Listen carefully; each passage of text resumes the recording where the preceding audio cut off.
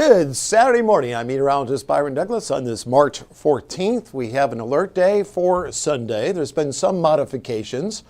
Our commitment to you is we want to be here, take you through this event. So we're doing a streaming here on this Saturday morning. And we're going to have more soon in our 14 First Alert weather app and then more on Facebook as we go throughout the day. Michael Fecco is going to have more coming up. Have another streaming in here at 2:30 this afternoon. I'll take this full, let some folks continue to populate here on the stream. So I have my glasses on. I'll be able to see you. No issues today for your Saturday. You're in good shape. Even Sunday morning, you're in good shape. So we'll accentuate the positive. But generally, the alert time is Sunday. It begins during the afternoon, and we have a surging warm front through the area Sunday morning. So I think we'll have some type of wind advisory, perhaps a high wind warning Sunday before any thunderstorms start to fire during that time frame. And then this would carry over into Monday morning, and then we could finish with a few wraparound snow showers. So the alert timing hasn't changed a whole lot, but I think generally that window will open tomorrow late during the afternoon. So that's the latest there. So I'll bring you up to date. Definitely a dynamic system overall. I'll bring this back up here full. We got winter storm warnings up to north. Some of these areas were just worked over with severe weather. You have blizzard warnings there almost up to about Minneapolis, St. Paul. We could see a little bit of snow on the grassy surfaces generally Monday during the morning. I'll have some snow projections where we could see a coating of some of the output from some of the guidance. And then as you go out into portions there, Watertown, South Dakota, and then up through Michigan, winter weather advisories. Does not include Chicago if you're doing any traveling. And these wind warnings that we've talked about, I think they would carry over into our viewing area. The high wind warnings, Iowa, northern stretches of Missouri, even catching northwest Indiana again up along Lake Michigan. So I think those would carry over into our area, at least a wind advisory. Of course, the National Weather Service in Paducah would have the official word on that. All right, this level 3 threat, generally into the old enhanced risk for severe thunderstorms, now up to Indy, Terre Haute, includes all of our viewing area, Paducah, Bowling Green, and Nashville. A lot of these storms would fire up Sunday evening, overnight, and then into the pre-dawn hours on Monday. But such a dynamic system. This extends all the way up. Some of those areas I just showed you where they're seeing some snow. They have a severe weather threat there on Sunday, but includes our entire viewing area. This is a level 3 out of 5, and we'll show you some of the parameters behind this in a moment. I'll stipulate this is not the prettiest map you'll ever see, but this is a tornado threat risk map for Sunday from the Storm Prediction Center.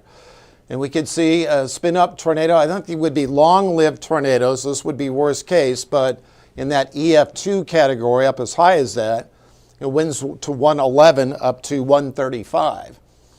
And damaging winds, about even chances to catch winds. Now, to catch a severe thunderstorm, there's two components. There's wind, and then there's also hail. I think hail's less of a concern on Sunday, so it's the wind. You could even have winds 60 up to 80. The criteria for a severe thunderstorm warning, winds at 58. And so it is the wind that's the star of the show. And within some kinks in the line, you could see a tornado threat along that. So even though we have some cold air aloft, hail is less of a concern in flooding because the system's moving so quickly. But within this, we've talked about this, there would be the potential for some rain-wrapped tornadoes. All right, we're going to take Doppler radar full. There's no issues today for your Saturday, so I wanted to cover Saturday that we're in pretty good shape. In fact, the storyline today, less windy, and I think we have some mid to high level clouds out there. We should work off pretty nicely.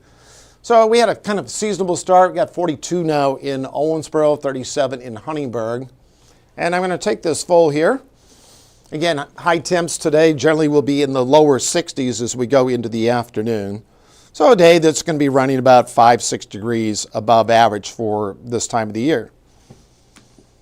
All right, 65, decent day, less windy. And then for tonight, clear. That warm front's going to be through our area tomorrow morning.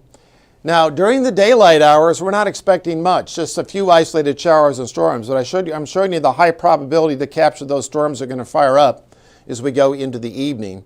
So there's the alert day that's highlighted there in red. All right, let's take a look at the timing. We're going to use the latest computer guidance. I believe I have the HRRR model. We've had some questions. Well, is there a good outcome. Here's the HRRR model where the storms, maybe a few severe thunderstorms, but this is the most encouraging timeline. Now, it's updated here at 8. Let's go into the afternoon. Now, this is Sunday at 7 p.m. Along the leading edge, this is where we could see when you have these linear type storms, the worst case scenarios along that leading edge with damaging winds, especially those winds at 4,000 feet, make it down to the surface. And any kinks in the line, that's where you could see that radar indicated tornado warning that would be rain wrapped, means it would be very difficult to see. Or anything out in front of the main line, which you could catch a supercell or discrete supercell, but I'm not showing anything here in the latest modeling. And this shows 9, 10 o'clock, it kind of morphs into torrential rainfall, the downdrafts, some brief damaging winds, and then on the backside, a little bit of snow. So that's door number 1, or exhibit A, where perhaps a few severe thunderstorm warnings, but all in all, not too bad. Here's the graph that's more aggressive in showing, matching the Storm Prediction Center, potentially numerous severe thunderstorms. Sunday morning, we're fine. But by the time you wake up, had not for early services, there could be a wind advisory in effect covered the entire day. And those arrows will start to tilt to the southwest during the afternoon on Sunday. And here we go. Now we have 2 lines of showers and storms. So this is the nastiest one because it's showing a line out in front of the main one. And this is where we could get some tornadic thunderstorms. And so we're up to an EF2 tornado, but even a line of storms or severe thunderstorm warnings, high-end severe thunderstorm warnings, which we had earlier in the week, where you could get winds up as high as 70 to 80. This is at generally, 5, 6, 7 p.m. This is out in front of the main line. So this is the most aggressive in showing numerous potentially severe storms. And then a nasty line in here at 9 throughout, up to about the Wabash River at 9 o'clock. Now, this is a little earlier solution than yesterday, and this is what we want. We want as many folks as awake and alert. We don't want these pre-dawn trouble increases once you lose daylight. So this is earlier, a lot of folks still up during that time frame, and then by 11 o'clock and midnight, the line's racing along, then it scoots off to the east. On the backside, we're not alerted for this, but we're dealing with cold air and then some spotty snow showers. I think I loaded up, I believe the NAM's in here. All right, I'm going to show you a wider view here. Here's the GFS. This is a mid-range model. I have it pegged at about 6 p.m. That low is generally going to be right up over Chicago and Valpo, right up over Lake Michigan. So you have that deep trough in here, and this takes us up until noon. Winds will really be hauling. So based on what I'm seeing here, again, I think a wind advisory, a minimum, before storms even start to fire. And within that, you can get some power outages, even if we get a high wind warning, which we don't have a lot of. This is at 6 o'clock. So you got the wind shear, the winds turning with height, and then back into Iowa, we showed you got winter storm up there, and then a lot of cold air aloft that can rotate these storms. And the question is how much of this wind will get down to the surface. You have winds at 3,000 or 4,000 feet, they don't make it down to the surface, won't be a factor. And then this takes us into 1 in the morning, then it's showing more efficient snow on the backside of the low. Just a deep trough that cycles through the area by Monday, and then we're going to have a couple of cold days overall. So that's the latest. I'm going to bring the 7-day full here in a moment. I didn't mean to go this far into next week, but we do have a warming trend on the way during that time frame. All right, I have it loaded up here, a little bit of snow into Monday morning. We're not going to see any winter weather advisory. The ground temperatures will be above freezing. So a lot of this would be on the grassy, elevated surfaces. It's showing 2-3 tenths. This would be kind of a dusting of wet snow across grassy surfaces. And some of the output has been talking about that for the past few days. I'm going to go with a higher probability, haven't updated that, probably 70-80% of some wraparound snow.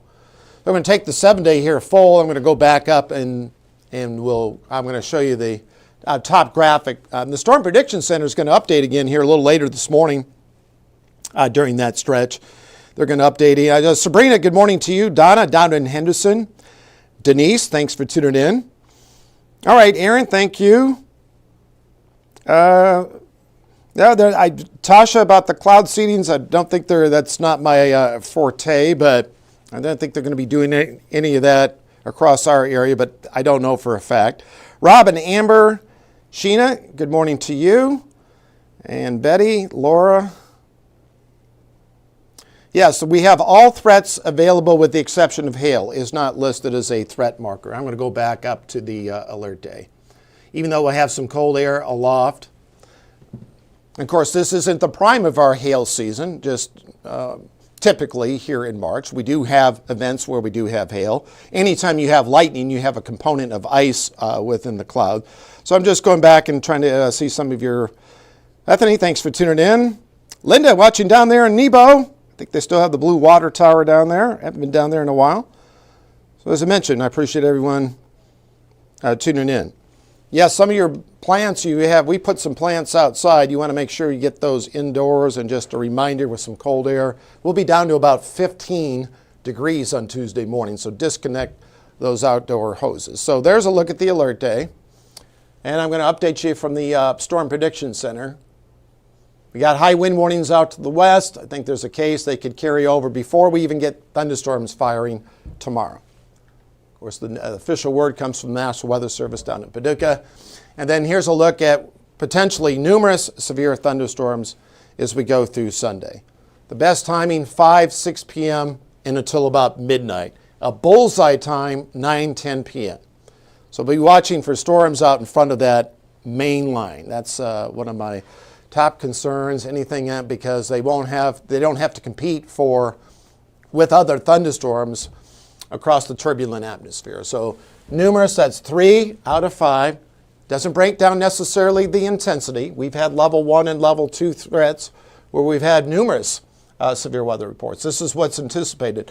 One of the models that I'm looking at wasn't showing a whole lot. The initial line of storms with possibly some warnings, and then it morphs into some heavier rains. But the last model I showed you, the graph, the in-house model, was showing numerous showers and storms matching what we have with the Storm Prediction Center.